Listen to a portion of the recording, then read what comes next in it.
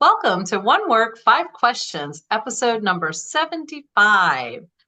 Today's episode is Thomas Jefferson on how to make a constitution and his response to Ademantios Korais, dated October You said 31st, that well. Wow, that's not an easy name to pronounce. 1823. Maybe it's the Latin and I don't know, transfer, who knows? So I won't touch that, but go ahead. first, I'd like to give a little background on Dr. Holacek.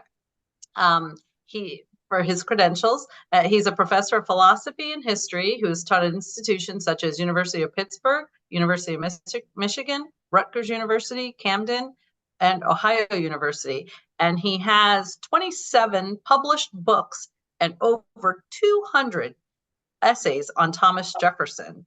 Wow. So I would say you are the expert. And that's why I came to you when I was You're having your midlife crisis, right? teaching this. I came across this lesson in AP European history on the letter that Ademantios wrote to Thomas Jefferson and Thomas Jefferson's response. And I'm thinking, wow, every time I'm teaching a history class, everybody's writing to Jefferson, getting advice, and it's a very good selection. It's a very good selection, by the way. So for our viewers this time, you're going to get an earful of what Thomas Jefferson has to say to Korais about framing a constitution, building a new government. It's a really fascinating topic, at least from my perspective, right, Jeff? Oh, good. I'm glad. I was so happy. I didn't know when I sent you the email and suggestion. I had my fingers crossed. So this is dedicated. You never know with me, do you? I know. Well, your responses are always reasonable, and you always give a rational explanation. Yeah, we try not to be too redundant, but there's going to be redundancy in the show, and that's all right. Some of the points that we have earlier articulated are worth iteration and reiteration. So, I mean, just to pound them home, they're very important points. And This is case in point here. So, you want to tell us a little bit about the aim of One Word, Five Questions, as you do? Yeah, oh, sure.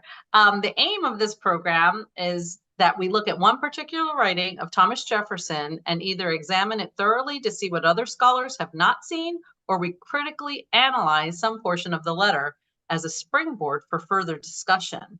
And we welcome everyone to like, share our videos, comment if you have any questions or you want to be included in the conversation somehow. Or have any ideas for a work future episodes? Yeah. Yeah, that would be great. So so this episode is dedicated to my student in European history. So first I'll introduce the topic. In 1821, Greece revolted against the Turks who controlled Greek affairs since the 15th century. One of the foremost Greeks was Ademantios Korais. 2 years into the revolt, he takes it on himself to write Thomas Jefferson to ask the great man for advice on revolutionary matters, largest among them being the structure of good government. How does Thomas Jefferson respond? What advice does he give Korais? Those and other questions are the focus of today's discussion. I'm Donna Vitek, and this is One Work, Five Questions. Amen. I think my dog, Jeffy, wants to go down. So while you're giving the first question, I'll let him off my lap. Okay. Thank you so much, Dr. Holacek. History would not be fun without you. I have to say that. You have made it. I would be better off if they didn't keep moving the clocks forward and backwards. So I woke up finding out that instead of it was not 7 o'clock, but 8 o'clock in the morning. And that really didn't sit well with me. So. Oh, yeah. Anyway, blah, blah, blah, right? You're an hour older. My dear. What are we doing here? Okay, question number one. Who was Ademantios Korais? He was a Greek, as you tell by the name. He was a very important Greek scholar, translated many early Greek texts into modern Greek, and gave to Jefferson Jefferson possessed several of his copies and translations. He was a polyglot. He studied Greek, ancient Greek, substantially from modern Greek, Latin, Hebrew, Dutch, French, and English. He revered Thomas Jefferson. He says so in his letter to him prior to Jefferson's response. He was one of the big guns, one of the big players in the Greek Revolution, which starts in 1821. And he is one of the intellectual forces behind it. So he's a revolutionist as well. He also is a big advocate of Greek education and education for all people in Greece. And he has some ideas on reforms to education and so forth. So he's, a philosopher, a linguist, and a politician in some sense, and a revolutionist. And he writes Thomas Jefferson. So that's all I'm going to say about him. Don't need to go into too much detail. Thank you. Yeah, I think one of these days we need to put together all of the people who have written Thomas Jefferson for advice. And that show would only be about 8,000 hours long, but that's okay. Well, we would have a mini series. We would probably bore our viewers to death with such a long show. But anyway. Question number 2. Can you give us a context of the letters exchange? What was happening in Greece at that time, and why did he choose Thomas Jefferson of all people to write? Well, that he chose Jefferson is, to me, very not astonishing, but it tells you a lot about Jefferson's reputation in the world at the time. He's known to be a revolutionist and a builder of, even though he wasn't participating in the new American Constitution because he was in France, but he's known to be a Constitution builder, someone who's an expert on Constitution, someone who's an expert on revolutions, and foremost, someone who's an expert on liberty. So Greece is undergoing a revolution. Greece has been under the yoke of the Turks since the 15th century, and in the early 19th century, starting 1821, 1829, the Greeks, have a revolution to throw off the Ottoman, the Turkish yoke. And the revolution, as we'll find out, would be successful. So Korais writes Thomas Jefferson for certain advice. And I'll give you his own words from the translation. He writes in French, and Jefferson knows French very well, so it's easy for him to read and understand. He goes, first, would it not be possible for you to send to Greece 2 or 3 persons of consideration under the title of negotiators for commercial affairs, right? What does he mean by commercial affairs? I don't take that literally. He's not worried about the regulation of Greek commerce, but he's using, in the French is literally commercial affairs, so it's not a bad translation. I think he's using commercial affairs as a metaphor for how do we go about conducting our revolution, conducting successfully our revolution, and secondly, what do we do, if we are successful?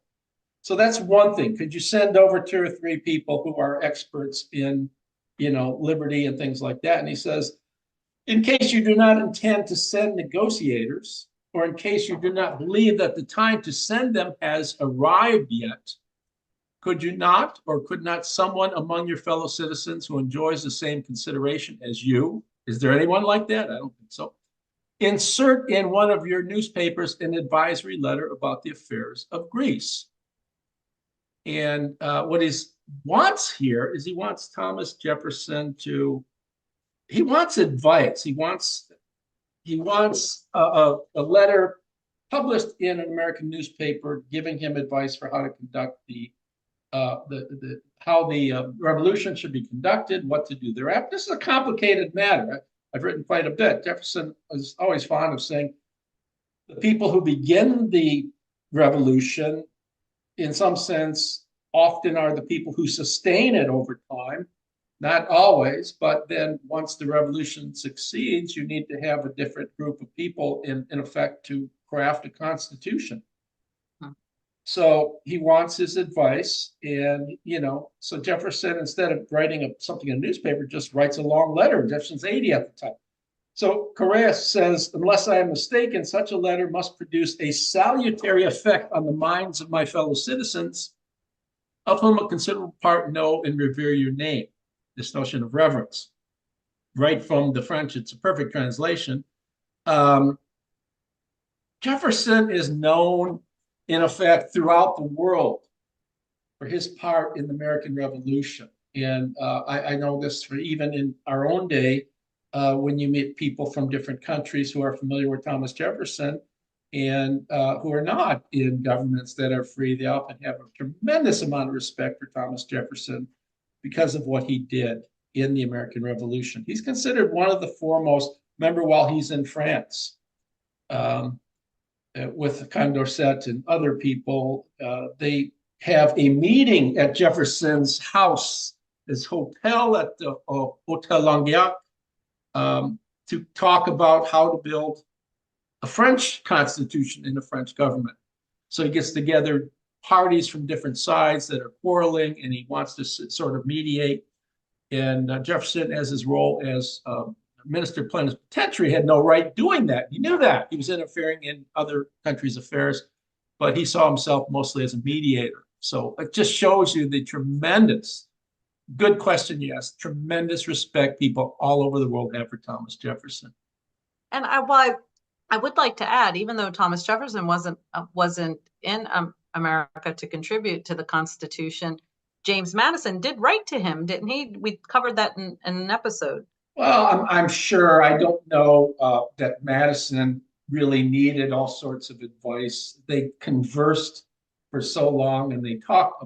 I mean, they were of one mind when it came to, at some point when it came to republicanism, Madison was, I don't know that Madison really needed Jefferson's advice so much when it came to crafting. But Bill of Rights.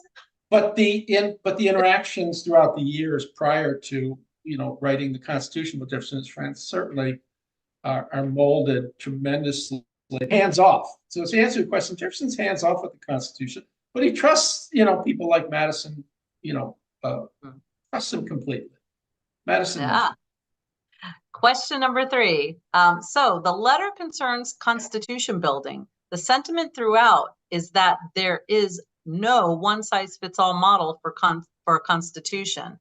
For the notes that the constitution of each state differs, and so top does that of the federal government differ from that of each state. So what is the point of offering advice? So you're asking, in effect, this is a point made by Aristotle and Montesquieu, if the customs, habits, the climate of every single potential nation or state is different, and consequently, if the people are different, the Constitution has to be different. So why would he care about writing? Jefferson, you want to come up? Why would he care about writing Jefferson? Come on. I think he wants to go outside. Anyways, well, because there are certain principles. I mean, Jefferson writes in his response to Korais that, that all Americans are in possession of liberty and order. Now, I have to point out that liberty and order were conceived or perceived to be inconsistent concepts throughout history. That the democracy, the democratia that Plato talks about is wild and anarchic. Every man walks around thinking he's as good as every other man and can run the government by himself. And that's anarchy. And so this whole notion to have liberty and order is unique. And Jefferson thinks you can do it by having elected representatives, right? And then having all people involved as much as they can in overseeing governmental affairs. So that's one thing. But then, so the problem is, how do we get out of the chaos of discretionary or arbitrary politics? We get out because there are certain principles that need to be applied to any robust and healthy government. If we have government of and by the people, there have to be certain principles that are acknowledged and that are so written into the Constitution. And he mentions 5 here. Freedom of religion, right? Freedom of person, habeas corpus, basically he's alluding to, he refers to habeas corpus here, the right of trial by jury. He talks of trial by jury next, right? By a jury, Jefferson always favored a jury and not a judge. He says the verdicts of a judge are like cross and pile, which is a sort of arbitrary game you play at his time. It's like playing cards. You never know what you're going to get, what hand you're going to get. Depends on who's dealing and how they're dealing. But a trial by jury, you have at least 12 people, and you have a better chance with all people involved getting an honest, forthright decision. The right of legislation and taxation by those who legislate, people in the House and the Senate, in both the federal government and the state governments, and freedom of the press, which can be under the qualification, he adds, that those people who are abusing, who are slandering, right, that they can be brought to trial for slander if their sole aim is to destroy order, liberty and order. They can be brought to trial for that. But the idea is that those are important. So the question is, a good question is, if every constitution is going to be fitted neatly to the Constitution of the people, that over which it is law, then why is he talking to Jefferson? Why is he writing him? Because he knows Jefferson said, look, we have the rights to life, liberty, pursuit of happiness. These things are not arbitrary. They need to be weaved into any robust constitution. Right. This sounds a lot like our Bill of Rights. Okay, yeah. Question number 4. Thomas Jefferson writes of the tripartitioning of the government, it's 3 parts. Any observations worth noting? Yeah, and this is why this letter's a little bit out there, it's unique, it's strange in a couple respects. Some of the things he mentions, of course, he mentions abundantly in other writings. He talks about the 3 parts, the tripartitioning of government, the executive, the legislative, and judiciary. Concerning the executive, he advises Korais that there ought to be a single executive, because an oligarchy means government by few. If you have like an oligarchy in the executive, maybe 3 people or 4 or 5 people jointly ruling, things are gonna get tangled up, right? The executive in the federal government has the power of trumping any legislation that doesn't. So the idea is, if you have that, things are knotted up enough in the Senate and House by the time it gets to the executive. If there are knots there, sometimes that's not a good thing. So he says we need a single executive. He strongly advises. Something he says too, that the executive in the governments, in the state governments, federal governments, the governors and the president has the capacity to choose his own people around him, his own cabinets, advisors, and so forth. He advises Korais to do that and not have them, because again, you have political differences in there. Things are going to be, not going to be moving. Right. A third thing he mentions, talking about the legislative branch, and this is a weird thing. To the best of my ability, he never says this anywhere. Talks about having the representatives. Early on, Jefferson always thought that the representatives should be elected by the people, and then the representatives should elect themselves, vote for the senators. As he says in a couple places, that the will of the people are good enough for representatives, but they're not the hoi polloi, that the average person is not so wise that he should be allowed to choose the senators. The senators are a more elite group, right? So here he says, just have people elected by the people, and then arbitrarily split them into senators or representatives, and people in the House of Representatives or delegates. And he says every 10 days or every week, have sort of an arbitrary shuffling, where a person by some arbitrary means who's a representative that week, might find himself as a senator of Virginia, as if that wouldn't be sort of chaotic, as if the duties of the representatives were identical to the duties of the people in the Senate. Of course, they're not. Not that they're radically different, but that idea, I mean, the rationale behind that's at least interesting. He says, because I suspect he's thinking sometimes the senators get a little big-headed, thinking that they're the real important people. There are two from each state. They're the important ones, and so Right. forth. So it's a way of leveling people, keeping them thinking, okay, we're just working on behalf of the people. So the judiciary, he's always had problems throughout his life with the judiciary. Never liked the idea that they're elected for life, right? Yeah, That yeah. the Supreme Court, for example, morphed into an agency that can interpret the Constitution and so forth, that it's really sort of sets itself above the legislative branch and the executive branch. And Jefferson said all three should be equally given equal license to, say, interpret the Constitution. And I think he's right there in many regards, because the judiciary is privileged in a sense that they're elected for life, and anybody elected for life, anytime someone's elected for life, Jefferson thinks there's going to be corruption. Right, right. Then he talks about, so should they be elected for fixed terms of life? And he's telling Korais, have them in for fixed terms.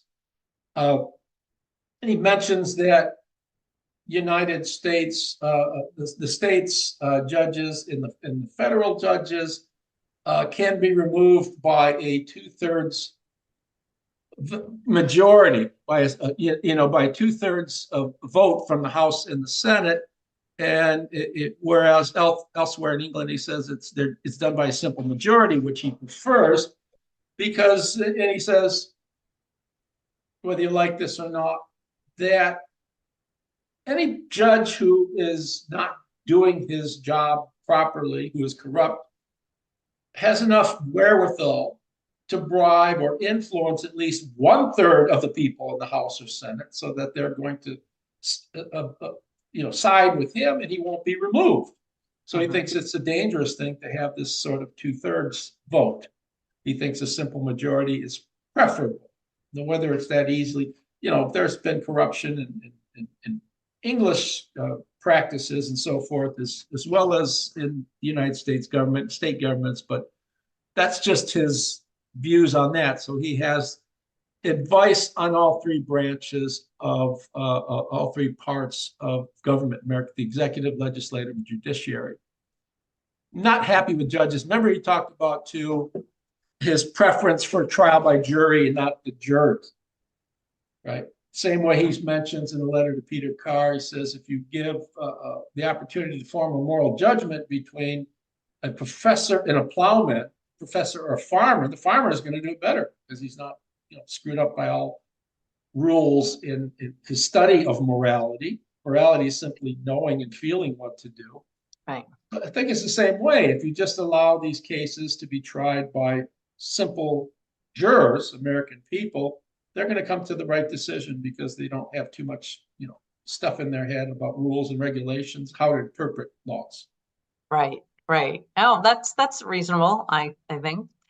Question number 5. Thomas Jefferson asked Korais about the working constitution behind the revolution. What does he mean by that? What was what? The working constitution. What does he say? Let me find. He says, a permanent constitution, I'm quoting from him, must be the work of quiet leisure, much inquiry, and great deliberation. This goes back into Jefferson's thoughts on revolution, on which I've written abundantly. Jefferson, commonly says the people that begin in the inchoation and sustaining of a revolution are done by a group of people that is generally different from the people who are going to write the Constitution thereafter. But in some measure, so he said, he's telling Korais, I assume you have some sort of working constitution going on that's motivating your revolution. Because if you don't have an idea of why in other words, you have to have an idea of why are you revolting from the Turks. So you have some rough idea of where you're going. But he's suggesting that you when you write the Constitution, you have to sit down and really think things through, right? It needs to be quiet. It needs to be leisure, a lot of questioning, a lot of deliberation, so and so forth. So it's a very important issue here, as the British would say, the issue. I wipe my nose with a tissue. Worry about the issue. That's our joke for today. Yes. Yeah. So I mean, it's you know, it's very easy to get worked up in a frenzy. Generally, revolutions are going to be the result of angry people. And it's very easy to whip people up into a fit of anger, right? But that can be a very dangerous thing, because at some point you're fighting for the sake of fighting and not really realizing what is it you're fighting for. And Jefferson is sort of worried about that. And I think, you know, that's what makes the American Revolution sort of unique in the history of the world. It's the first, you know, my book on Jefferson and liberty and history that just came out, I'll put it up at the end of this. The Disease of Liberty, Jefferson on history and liberty. Jefferson, I think, is perhaps, you know, I think you can make this claim, is that there's no person in the world at the time as wedded to the concept of liberty, which I claim in the book Jefferson hypostatizes, which means he makes it a thing. Just like this lead pencil is a thing, liberty is a thing, like air. You know, it's out there, it's real. And he thinks that, you know, that's a strong claim to make. But something like that has to be true, because he's arguing on behalf of liberty all of his life. It pulls him away from his wife to join the American Revolution, and you know, and he runs the risk of losing his life as a revolutionist for writing the Declaration of Independence and other documents, right? So you need quiet deliberation, and the idea is that, you know, outside of the fact that we're fighting for, you're basing a constitution on the concept of equality, all people being equal, and I cash that out in my book, The Disease of Liberty. There's the sense in which we're equal because we're moral equals. Each one of us has the same at-worth dignity and value through, you know, purchase of virtue and so forth, through our moral sense faculty. And from equality, we get life, liberty, pursuit of happiness. The government doesn't have a right to tell us how to live our lives, tell us how to be happy. So we have we are protected in our life. We are protected. We have a right to liberty. We have a right to live the way we see fit without government telling us. These are very powerful concepts.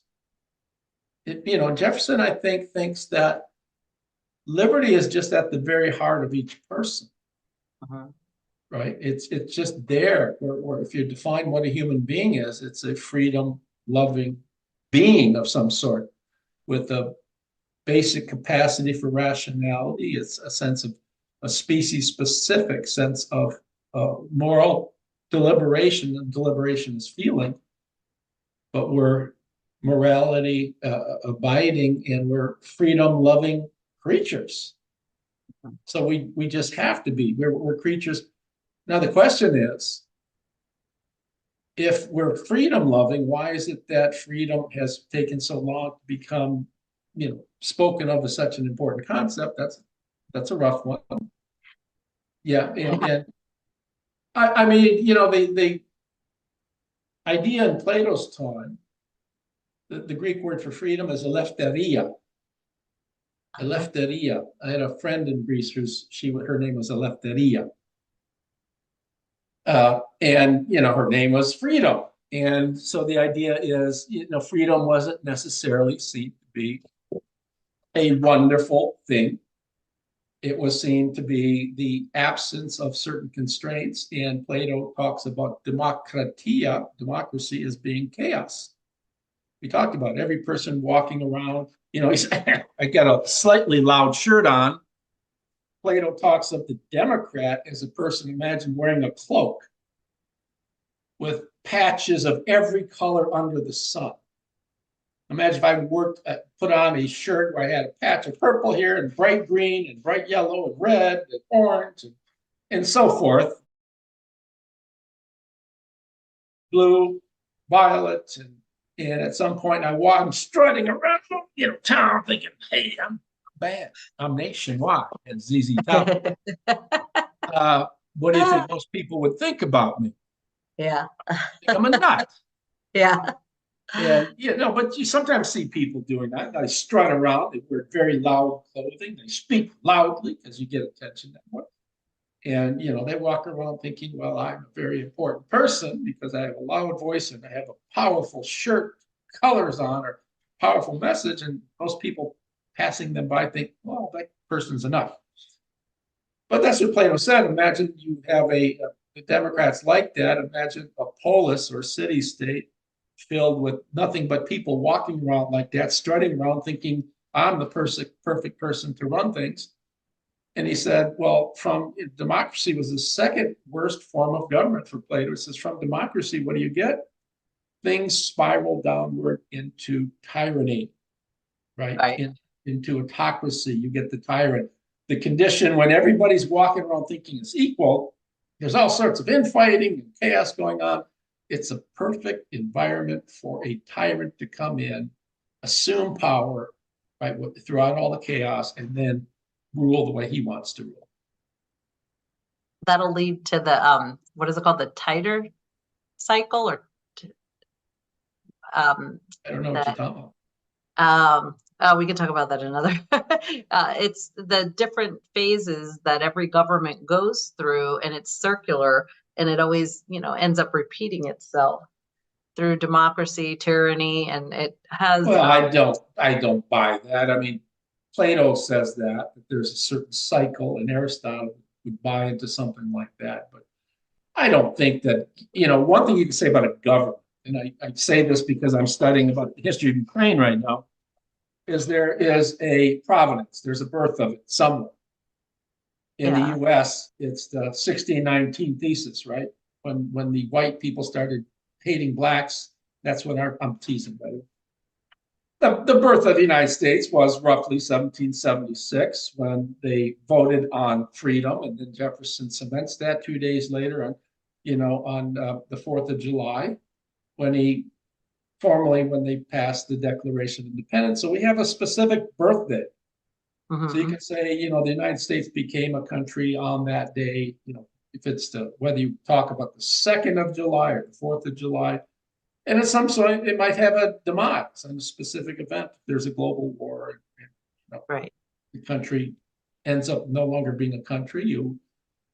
So in some sense, like a human being, this was common in Jefferson's day to look at, called stadialism, to look at a nation or a state as an entity that had a life cycle, where it had its rise to its zenith, its height of power or influence, and then there's a natural state of decline.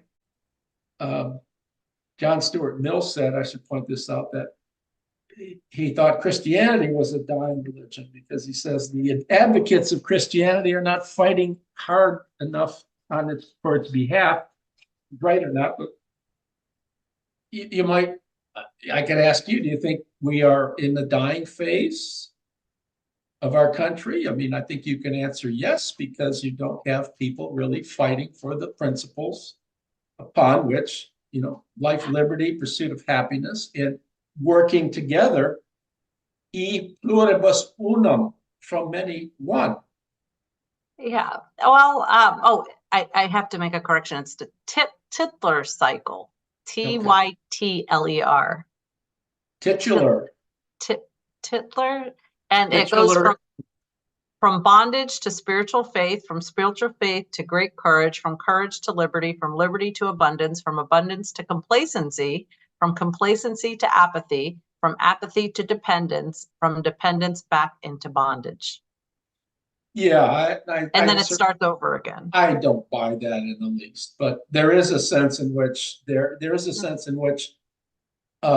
Yeah, someone just sat down, had too many shots of bourbon and came up with an hypothesis. Does that apply to every government? Come on. I mean, look at Soviet Russia, the Soviet Union, when it was the Soviet Union and the sort of Marxism, they never experienced any form of liberty. So Right. it just doesn't apply to, but there's a sense in which you can take a government that is based on liberty.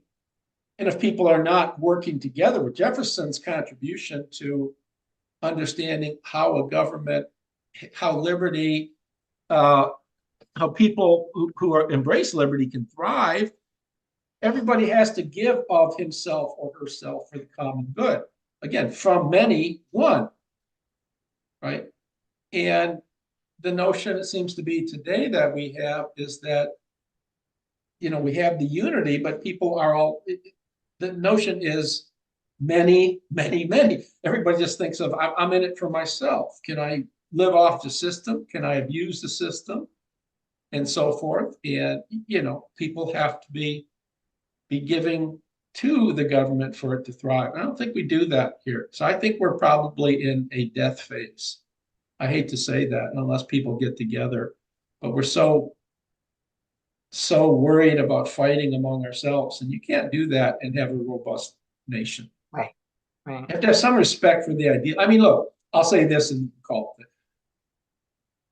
Jefferson and other people's time, were fighting for concept, liberty, which Jefferson, I think, thought was a thing. It was so vital to him. He writes this letter at age 80 to Korais because he's concerned about, whether or not the Greeks can enjoy the blessings of liberty the way Americans of his day enjoy them. So he's willing to give again at 80 years old, when he's tired and decrepit, and he writes a long letter to try to help the Greeks.